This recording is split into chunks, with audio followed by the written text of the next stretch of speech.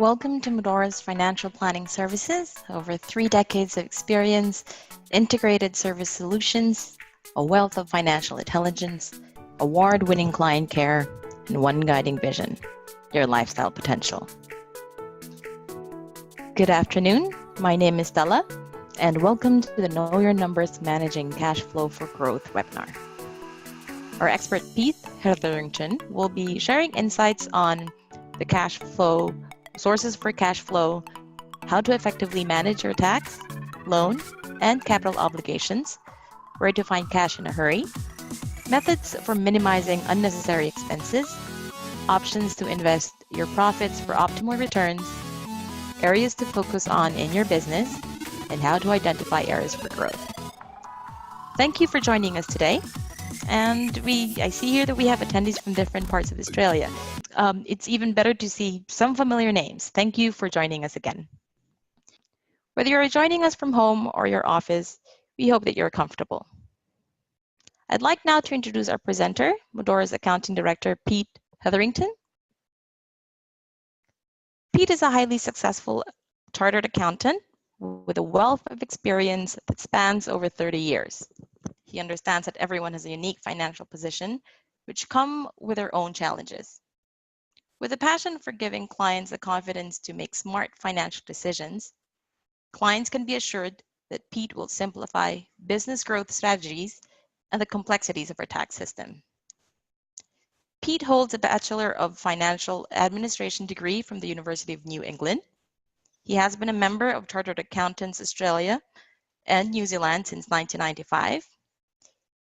He is a self-managed superannuation fund specialist with Chartered Accountants Australia and New Zealand, is a registered self-managed superannuation auditor, and has operated his accounting business since 1998.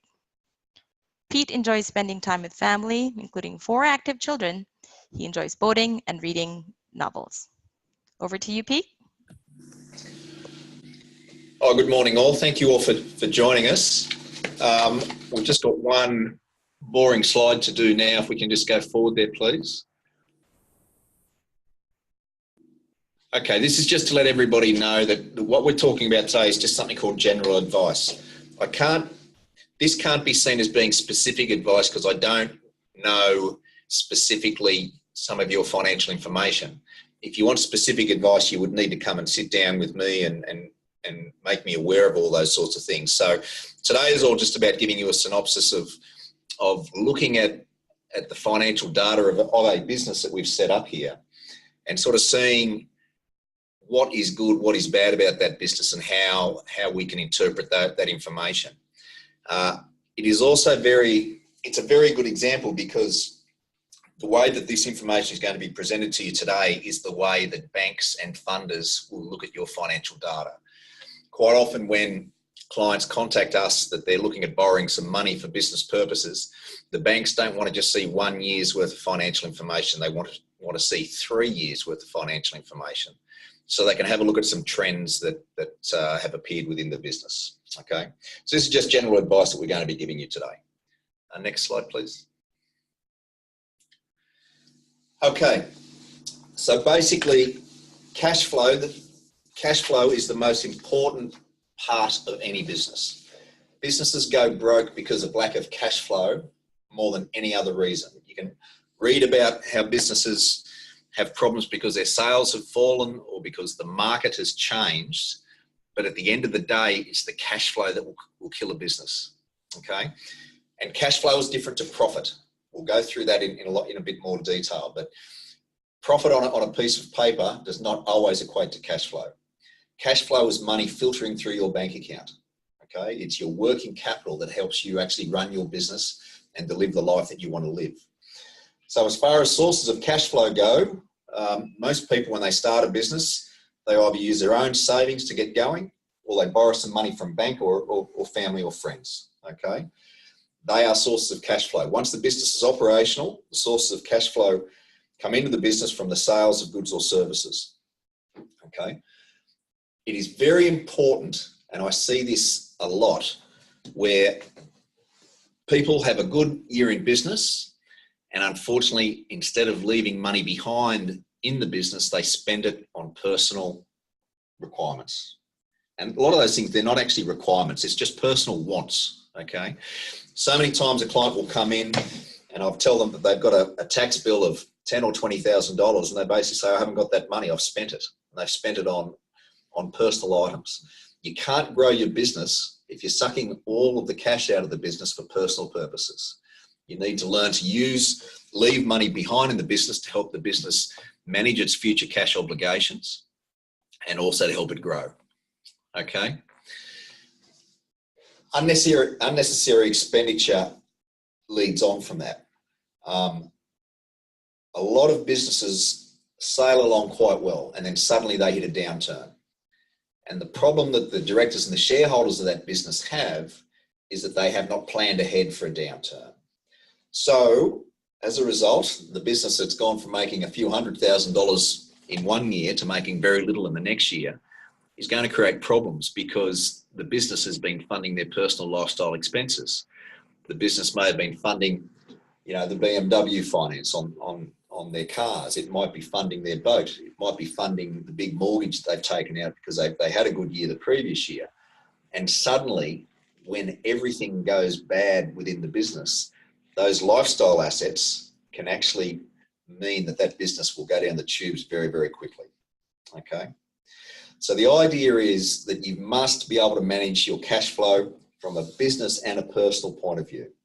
If you don't do that, A, the business will fail because you're considering your personal lifestyle assets too much, or B, your business won't grow because you haven't left enough cash flow in the business to look at those opportunities to help you find areas to grow. Okay? And where can you find areas to grow? Well, areas to grow can be something simple as changing your business model slightly. If you have different product lines, you might discover that certain product lines are more in demand than others. So you move your business across to cover those different product lines. If you're in the building game, you might find that there's a difference between residential and commercial type building work. And you might find that it's easier to actually move with the times to go from being a residential builder into the commercial side of things. Okay? But the most important thing is you must be making profit in your business and you must be retaining some of that profit to help your business to grow. By making profit, it shows any financier that you've got a worthwhile business and that you can actually meet those obligations. And by retaining your profits, you've got cash there to actually move on those opportunities once you can. Okay, next slide, please. Now, this is a business that we're going to be talking about today. We will be sending these slides to everybody at the end of this presentation today, so you will get them. And this is just a simple 3-year profit and loss statement. Okay, very, very basic. We can see our revenue for the year, and we can see that the revenue from year to year is growing. Okay, between 2015 and 2016, our revenue grew by 30%, and then our revenue grew again by another 38% in 2017. Now, we're now talking about a few terminologies that I'll have to give you some definitions on. Gross margin. A gross margin is basically the profit you make after you've taken away the cost of selling those goods. So if you're thinking of a shop or a retailer, it's the cost of the stock. If you're thinking about a builder, it's taking away the cost of the building products and the subcontractors. So your gross margin is your net profit after your cost of goods sold have been deducted. Okay, so you can see our gross margin, okay, has gone from $300,000 up to $442,000. And you think, well, that's heading in the right direction. But there's a bit of a nasty sting in the tail there in that our percentage as a gross margin has gone from being 60% in 2015 and has slowly declined down to 49% in 2017. Now, the reason for that could be a couple of items. It could be that the cost of our goods has increased and we haven't passed that on to our customers. It could be that we've had a bit of wastage. We've lost some goods. We haven't utilised our goods well. And as a result, we're not as efficient. But either way, a bank would look at that as being a worrying trend, okay? EBIT is another accounting terminology, which just means earnings before interest and tax. So the banks look at this to sort of say, well, okay, how much money can a customer afford to pay us, basically? And again, we can sort of see from 2015, the profit was It then dropped in the following year, which is not a good sign. But then it moved up quite spectacularly in 2017. It actually jumped by over 200%. So we'll have to have a look and sort of try to work out why that is happening. We then have our net profit after tax, which is just to work out what is left in the business that can be retained by the business for future growth. Okay, so we can see that in 2015 we had a healthy profit of 32,000 after tax. 2016 that dropped because our overall profit dropped, but then it jumped up again into 2017. At the lower end of the scale, we have a few items: depreciation and amortization. The depreciation has been shown separately because it is not a cash flow item. The depreciation is just an expense that we use to write off against the value of plant and equipment, motor vehicles, to give us an idea of what the value of those items are. So they're not a cash flow item. Interest paid, you can see in 2015, this business had no debt at all because it didn't pay any interest at all, okay? But then in 2016, it borrowed some money and had $10,000 in interest expense. In 2017, it had $9,000 in interest expense. There was no other income, so the company didn't have any other investment income, didn't have any rental properties, anything like that. And it didn't pay any dividends out to its shareholders. So this business has actually retained all of its earnings for future growth. Now that's an important slide, and it's a slide that we will have to come back to from time to time, but we'll go forward to the next slide now. Okay, so this is the 2017 profitability numbers. So revenue of $900,000 had increased by $250,000 from the previous year, which was an increase of 38%. So that's a good sign. That's a good sign. Our gross margin was $442,000 and it was up by $80,000. So you think that is also a good sign. But as I mentioned before, as a percentage, it actually dropped from 60% down to 49% over the 3 years that we're looking at. So that's a worrying sign. Earnings before interest and tax and net profit have also increased, and they've increased quite substantially by about 200% from the previous year. So there's certain signs that are good in this business, and then there's a few little worrying signs in this business as well. Okay, let's go to our next slide. This slide is basically telling us exactly the same information. We have our sales or our revenue of $900,000. Our cost of goods sold totaled $457,000 to give us a gross margin of $442,000. We then have our overhead expenses. Our overhead expenses are all over expenses of the business that don't go into the sales mechanism of the business. So it's items such as electricity, telephones, computers, rent. It can also include your accountancy fees, consultancy fees, items such as those. Even directors' salaries are usually shown in there. Once we take those overhead costs out of the equation, our net profit before interest and tax is $115,000. Okay, we'll go to the next slide.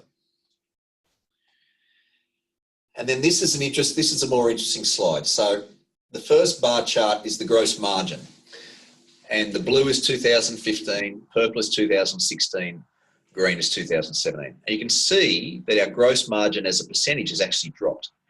And that's what we were saying before. In that first year in 2015, our revenue was $500,000 and our gross margin was $300,000. And that's slowly slipped over the next couple of years, which means that we're not being as efficient with the sale of our goods and services. Okay. Our earnings before interest and tax was a bit of a yo-yo. It was 9%. So for every dollar of sales, we were keeping 9 cents in 2015. That dropped below 6 cents in 2016, and then it started to increase again in 2017. So we're now heading in the right direction again there, as far as earnings before interest and tax, and also in relation to net profit. So the next slide is going to talk about our balance sheet. And our balance sheet talks about what our assets and liabilities of the business are. Okay, so you can see our 3 years there. Okay, we have total assets of $140,000 in 2015, and just a couple of terminologies here. Trade debtors is money owing by customers. So in 2015, customers owed us $41,000 at the end of the year. That has increased to $148,000 by 2017. So when you're looking at that, that would suggest that maybe we're being a little bit lax with collecting money that's owed to us. okay? Or we've increased our credit terms. Maybe we've increased our credit terms from 30 days to 60 days, which probably isn't a great thing to do, but it's something that needs to be looked at. We can also see that our stock, which is our goods that we're selling, has increased from $16,500 in 15 up to $100,000. So to me, that looks like that's getting a little bit high as well. You know, we're suddenly carrying a lot of money in stock and trade debtors, and I'd much prefer to see that in cash. And we can see that we have no cash. And we have no cash because under the liabilities section, we're going to see that we've got some loans there. Our fixed assets, that's basically what our plant and equipment would be. It's depreciable items that we need for the business.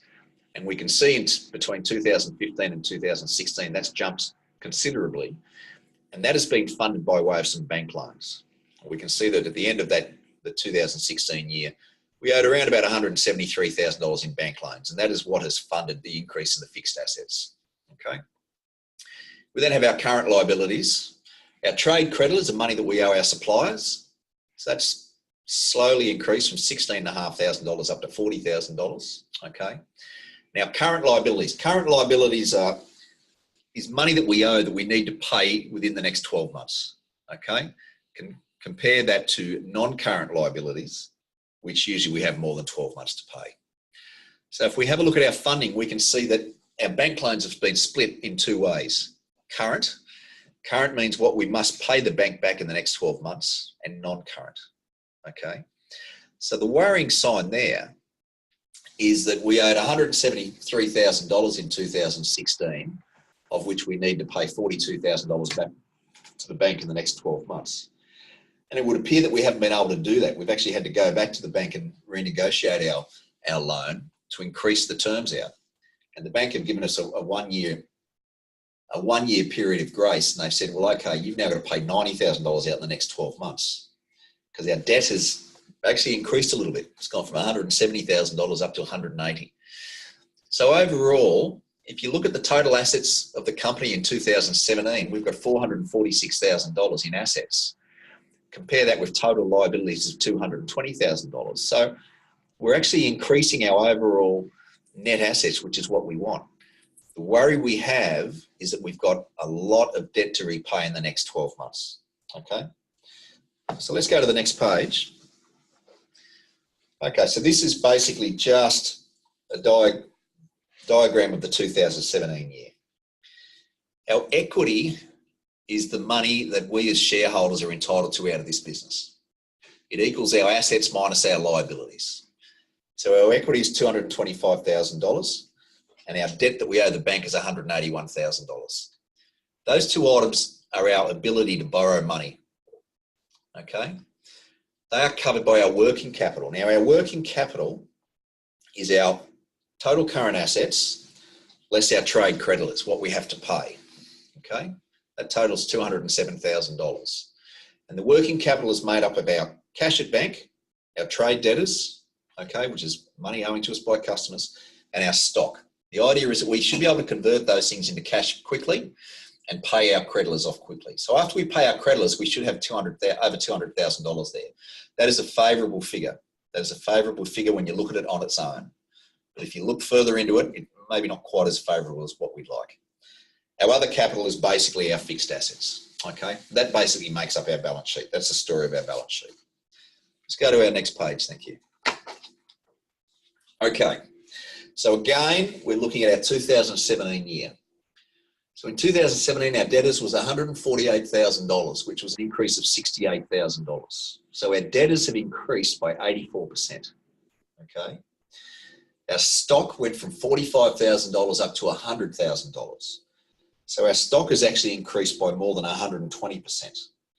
To me, that's telling me we're not selling our stock as quickly as we should, or we have just purchased far too much stock.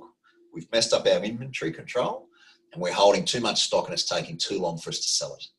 Okay. On the good side, the creditors are only up by $15,000. They've gone from $25,000 up to $40,000, which is a 60% increase in creditors. But when you compare that to the increase in our debtors, it's fairly inconsequential. And overall, our working capital, which is our ability to repay our short-term debt, has doubled. okay, from $100,000 in 2016 to $207,000 in 2018. So there's a lot of positives in our working capital story there. The positives are that our debtors, which should convert to cash quickly, and our stock, which should convert to cash quickly, are high. But the problem is that it is jumping quite substantially.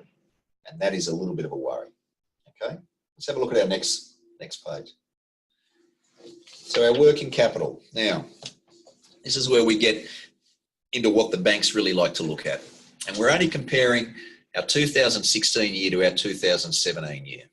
Okay, so let's talk about our trade debtors. This is the money that's owed to us by customers. In 2016, it was taking us 45 days to get paid from after we sent an invoice. So we sent a client an invoice on the 31st of December. By around about the middle of February, on average, we're getting paid. So clients were taking 45 days to pay us. However, that's now blown out in 2017 to 60 days. It's now taking us 2 months to get paid. You can see the change there. That means that there's been a 33% change. Now, red is not good. Red is not good. Green is good. So the bank are going to look at this. They're going to think, well, are we going to lend money to these guys if it's going to take them 60 days to get their cash in? If it takes them 60 days to get their cash in, it's going to take us longer to get repaid as well.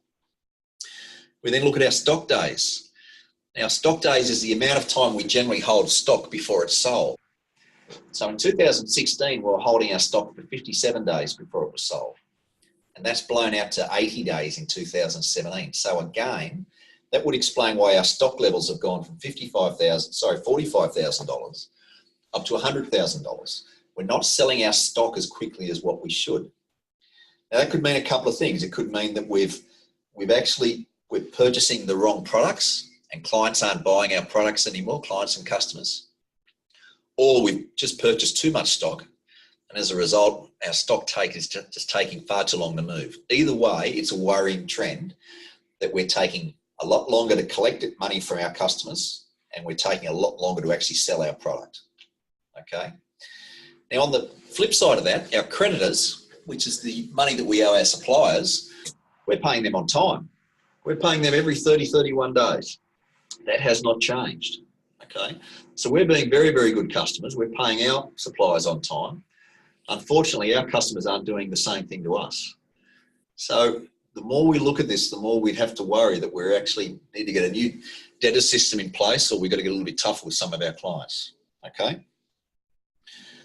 Working capital days is basically our debtor days of 45 plus our stock days of 57 less our creditor days of 31 comes out with 70. Okay. That's how much working capital we need to run our business. So in 2016, we needed to have at least 70 days worth of costs covered before we went broke. That's now blown out to 108. So that's increased by over 50%, which is a very, very worrying sign. We don't want to see these sorts of numbers. Okay. As a result, our working capital percentage is blown out by a similar percentage. Overall, it's increased by 50% as well. Okay. The only other good sign on that is our current ratio. Our current ratio is just our current assets divided by our current liabilities. And we always like to see that as a positive 1. If it's less than 1, it means our liabilities are more than our assets, which basically is a slippery slope to bankruptcy. Okay. So it basically means that at the end of June 2017, we had nearly twice as much current assets compared to current liabilities, which is a good sign. But again, compared to the negatives and the red that we've got in the change, it's a very, very small uplift there. Okay. So let's move forward to the next slide. So our creditor days. So we're comparing a few of those important items over the last 3 years. Our creditor days have not changed. We're very, very good customers. We pay everybody on time. We're paying them on average 30, 31, 32 days. Our stock days have blown right out. Back in 2015, we're only holding our stock for 30 days before they were sold. They'll now have gone out to 80 days, nearly 3 times as long. Okay, so as a result, that's a drain on our cash. We're spending our cash on stock and it's taking us longer to sell it. And our debtor days, again, you can see that that's not a good sign either. Our customers used to pay us every 30 days. Now they're paying us every 60. So what's happening there?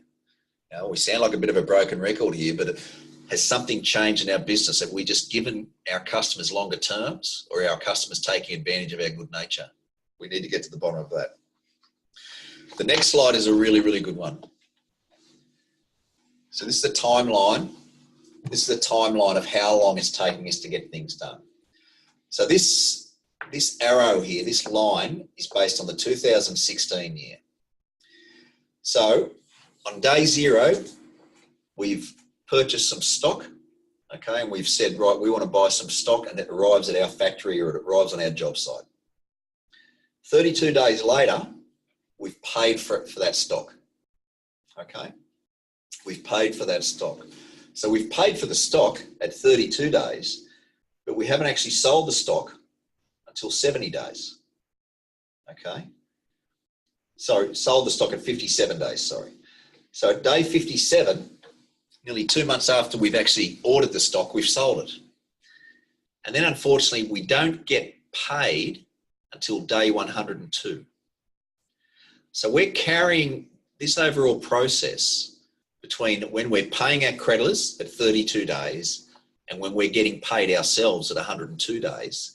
That's 70 days difference. That means that we're covering the cost of the business for 70 days. So our working capital days is 70 days. So if your business has an average of $20,000 a month in costs, that means you're covering around about $75,000. If your business has got costs of around about 150 grand a month, then you're really covering around about 350 grand's worth of costs before you get paid in the 2016 year. Now let's have a look at the 2017 year, because we know that was getting worse. Next part, thank you. Okay, so in 2017, we're ordering our stock on day 0. It arrives on day 0, and we pay for it on day 32 because we're paying our creditors on time. Now it's taking us longer to sell our stock, so we're not actually selling the stock until day 80, which means 48 days after we've paid for it, we've actually now sold it. But that's only the day we've sent the invoice. We're then not getting paid until day 140. So our working capital days, or the days that we're actually covering the costs of the business, is 140 days when we get paid, less the day 32 when we actually pay our creditors. That's 108 days. Now, to give you an idea, our business here, our overheads are around about 150 grand a month. So if we ran our business the same way as that, we would have to carry 108 days, which is a little bit silly. So that would mean we would be carrying over $500,000 before we get paid. So we would have to have a lot of money in the bank to start with, or we would have to have a very good finance position with our bank to be able to cover those sorts of costs. Okay, that's between 3 and 4 months that we're actually covering the costs of the business. And why is that? It all comes down to cash flow. We're paying creditors on time, which is the right thing to do, even though you'd have to think that we probably can't afford to be paying them on time. And it's taking us too long to sell our stock, and it's taking us too long to get paid. So there's 2 items there that we need to be looking at changing. Let's go to our next page. Thank you. Okay. The gross margin versus our working capital. Okay. This is basically just showing that falling line, our gap, is not a good sign. Okay. I don't generally look at this spreadsheet very much. It doesn't tell me as much as what the previous spreadsheet does. But either way, it's not going in the right direction. Let's move forward to the next one. Okay, now, you can remember from the earlier slide our profit. Our profit for 2017 showed our sales were $900,000. It showed our gross margin was $442,000 after taking out our cost of goods sold, and that our overheads was $305,000. So we'd actually made $137,000 before depreciation. Okay, that's profit. That's profit. Profit takes into account money that we have invoiced our clients, but we haven't been paid for. The cash flow section is the real nuts and bolts of this business, because our cash flow takes into account what has gone through our bank account, like I said at the start of it. So in the 2017 year, even though we've billed out $900,000, we've only actually collected $832,000. So we've actually collected nearly $70,000 less than what we've invoiced. Okay, cash that we've paid our suppliers, we've actually paid $442,000 of the $450,000 in COGS. Okay, so we're actually a little bit we're ahead there by $15,000. But our overall cash position in this business has gone backwards by $1,000 a week. $1,000 a week. Our overheads don't change. Our overheads, we have to pay them every month. Okay, so our operating cash was $84,000 for the year, whereas from a profit point of view, it should have been $137,000. So we're behind by $52,000. Okay. We then also, out of that operating cash flow, we then have to pay our income tax and our bank loans, because our income tax and bank loans don't affect our profit. Okay. So we've had to pay $42,000 to the bank, and we've had to pay $29,000 in income tax. Once we've taken that into consideration, for a year where we've made $137,000 in profit, we're only left with around about $13,000. Okay, we've got no money, really no money left to pay out a dividend to our shareholders. We've got no money left really to reinvest in the business. So of $137,000, you'd like to think, well, you know, once we pay our tax, we'd have $110,000 left, and we pay our bank another $40,000. So really, we should have over $65,000 left of this. Okay, but we've gone backwards $1,000 a month, $1,000 a week, sorry, simply because we've gotten poor in our collections and we've gotten poor in our sales. We haven't been able to sell that stock quickly enough. So you can sort of see how, if you revert back, and like I said, you'll get these notes shortly, you go back and you sort of see how the business had grown from our sales point of view. You know, our first year, our sales were $500,000. They've gone up to $900,000 2 years later. But we're actually in a poorer financial position because we're not, from a cash point of view, because we're not collecting our money. A bank would look at this and they would, even though the profit is there, they would be very, very cautious about lending any further money, especially when they consider that there has to be at least $90,000 in bank debt repaid in the next 12 months after this. That is the real worry. Let's have a look at the next page. Okay, so based on this business in the 2017 year, if we increase our revenue by $100, that means our gross margin is 49%. Remember, it used to be 60%, it's down to 49%. So we're left with $49 of the 100 that we've sold. That means after we pay our overheads work out to be $36 per $100 in sales. We're left with $12.83 in profit. And after we pay our tax, we're only left with $8.50. Okay? And you think, well, okay, we've made $8.50, but we actually need, for every $100 in sales, the way our business is operating, we need $23 worth of working capital, and we've only got $8.50 in profits. That means we're going to have a shortfall of $14. If we keep operating the business where we're going, we're going to have a shortfall. We're going to eventually run out of money. We're only making $8.50 in retained profits, and we need $23 in working capital for every $100 in sales. That's not sustainable, is it? That is not sustainable. Okay. But the bank might be our saviour. If we go to the bank are only going to lend us $6.92, and we need $14.53. So unless a change is made to this business quickly, or unless another form of finance can be arranged, this business has got some serious problems. It certainly won't be able to grow. It certainly won't be able to grow. It might be able to muddle along and pay its bills and not go broke. There's no doubt about that, but it won't be able to grow. The whole idea of this flow chart, which is what the banks look at, is they want to see whether the business can grow to cover the costs of growth. And at the moment, this business can't because of its operations. Let's go to our next page. Our working capital days. This is basically just a bar graph, which is very, very similar to the line graph we had before. It shows we're paying our creditors on time. It shows our stock is blown out. It shows our debtors is blown out. We need to reduce that. Otherwise, we're not going to have any chance of borrowing or growing this business. Okay.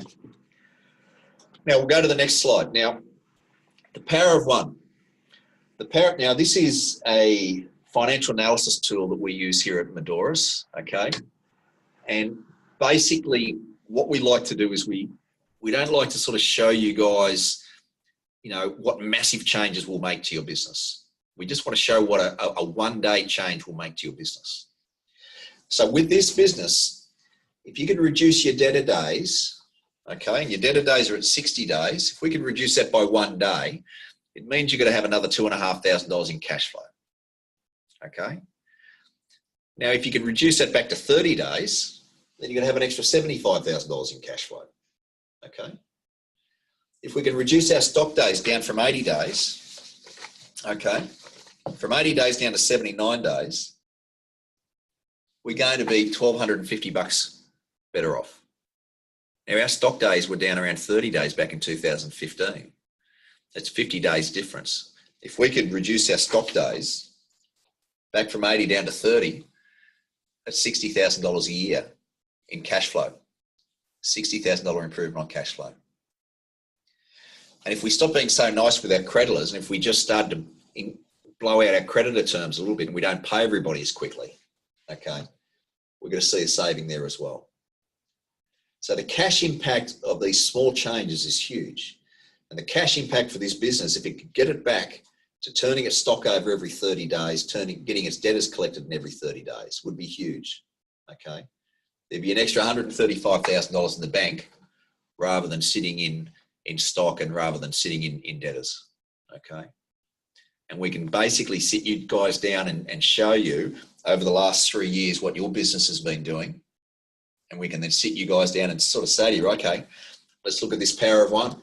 If we change things by $1, by 1 day, what does that mean? It's not just for these things. We can also look at pricing. We can say, what if we increase your prices by $1? What would that mean? What if we increase your prices by $1 an hour or $100 per item? What does that mean?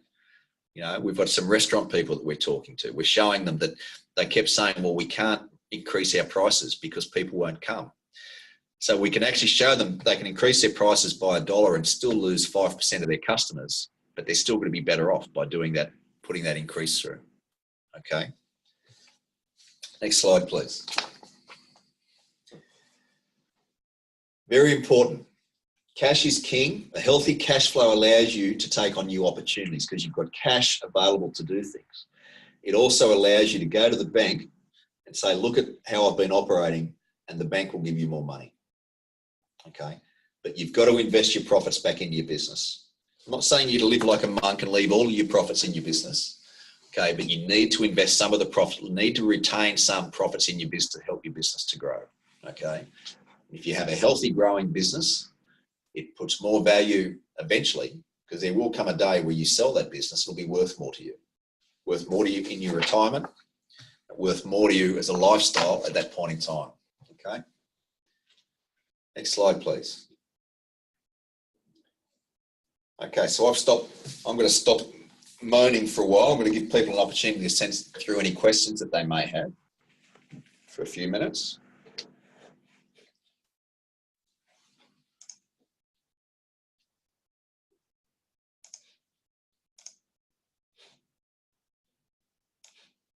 I'd just like to remind everyone that we will be sending these through to people, these notes through to people. If anybody has any queries, they can email me to ask me how some of these numbers have worked. I'm more than happy to sort of tell you what these formulas are and how they work. We might just go to the next slide. Okay, so for everybody who's attended today, we're more than happy to offer you guys a complimentary report to try to work out what's important to you. There's no point in me banging on about what you need to be doing with your business. What we need to discover is what is important to you around your business. And if you, basically the idea is that we'll send out a complimentary report. It's a series of around about 40 or 45 questions that need to be answered. And then I can sit down and talk to you guys about the top 3 important items that come out of that report. Okay, so everybody will be given an opportunity to undertake that, and I suggest that you do it with you do one and your partner and your spouse does one, because quite often quite often they're a little bit different, and it's important to have a look at that side of things. Also, anybody who wants to take me up on this, I'm more than happy to sit down with you for an hour. No obligation, just having a bit of a chat about different bits and pieces, so we can sort of show you a little bit more about how this business advisory side of things that we're starting to do here works. We have been playing around with it for a long time, but we've gotten a bit more serious about it in the last 6 months. So it's an area that we're pretty keen to push, rather than just talking about tax. I mean, we all get a bit focused on tax, which is important, but let's start looking a little bit more about generating more profits in your business. The more profits you make, the more tax you make, which is not a bad thing. Okay. Alrighty, guys. I think we're just about done, and I've almost hit my targets of 45 minutes. I'm just about there. So just a reminder that Modoras can do all sorts of things for you. They're just some of the things that we do. Okay. Tax planning, finance and lending, superannuation and self-managed super funds, retirement planning, business accounting and consultancy, and estate planning. There's lots of things there that we can do for you guys, and we'd love to help you with everything. Okay. I've just got a couple of people sending in some questions. Oliver Baker's got to take me up on one of those sessions. Good on you, Oliver. I appreciate that.